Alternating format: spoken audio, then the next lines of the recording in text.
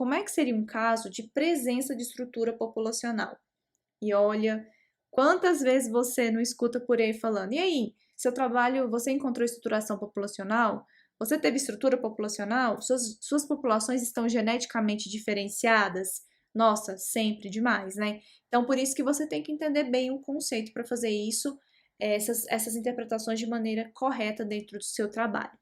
Quando a gente fala em estrutura populacional, na presença dela, eu estou verificando, identificando nas minhas subpopulações uma hierarquia, um conjunto, uma organização, uma estrutura. Então, isso quer dizer que a distribuição dos genótipos entre as minhas populações não é aleatória, não é um acaso, tá? Então, a gente pode ter acasalamentos preferenciais, nós podemos ter também a ausência de fluxo gênico associada a esses acasalamentos preferenciais, barreiras ao fluxo gênico que podem ser bióticas, podem ser abióticas, a deriva atuando mais fortemente entre essas subpopulações. Quando nós verificamos a estrutura populacional, os fatores evolutivos estão atuando aqui.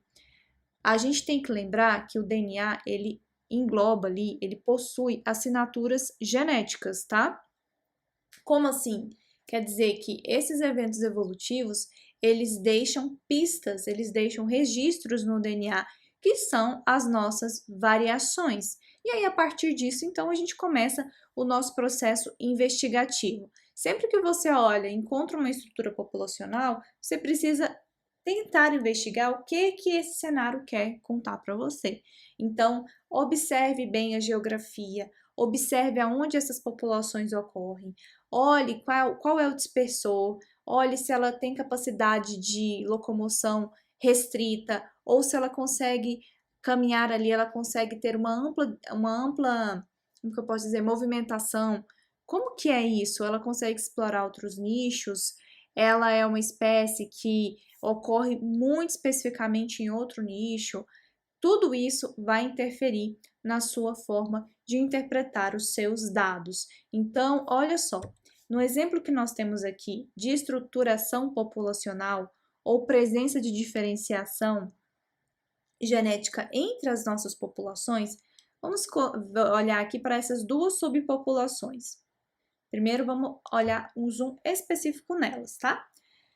Perceba que as variantes que eu tenho aqui, os alelos que eu tenho dentro de cada uma dessas subpopulações são compartilhados. Eu não tenho diferença entre as frequências alélicas e eu tenho um alto compartilhamento de alelo também. Então, essas duas subpopulações aqui não apresentam estrutura populacional, porque a gente encontra uma distribuição aleatória dos genótipos nas nossas populações.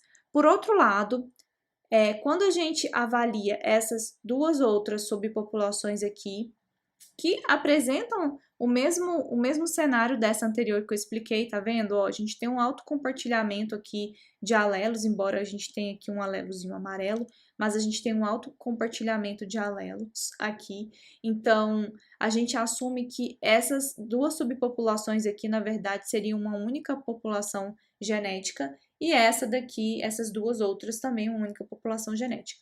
Mas, se a gente observar, então, agora, esses dois grandes grupos, nós temos uma diferença entre eles gritante, gigantesca. Nós temos uma organização da variação genética, uma disposição da variação genética entre as populações de maneira distinta, de maneira muito diferente. E isso pode ser caracterizado pelas frequências alélicas. Eu observo que essas frequências alélicas são distintas. Obviamente, eu estou trazendo aqui para você uma caracterização, uma descrição, mas a gente tem ferramentas estatísticas para avaliar isso, como, por exemplo, as estatísticas de Wright. A gente pode utilizar isso para avaliar. A gente também pode fazer análises no Structure, em que você consegue detectar os grupos genéticos e aí você vai verificar como que está a distribuição desses grupos genéticos nas suas populações avaliadas. E aqui eu estou falando população no termo geográfico, né? Quando você vai lá e coleta, e aí você vai encontrar efetivamente as suas populações genéticas. Você também pode fazer, por exemplo, caso você trabalhe com filogeografia, análises no programa BAPS para identificar esses grupos genéticos e então verificar como eles se comportam entre as suas populações. Comportam saiu muito goianês, mas tudo bem, continuemos aqui com a nossa programação. Então, eu posso dizer que eu tenho estruturação genética populacional aqui neste cenário, porque eu tenho uma distribuição não aleatória dos genótipos entre as populações, embora quando eu tenho um zoom aqui para essas duas populações e para essas duas populações, isso não aconteceu. Mas considerando as 4 populações como um todo, a gente tem essa diferença genética. E isso, então, é um exemplo de populações que possuem estruturação genética.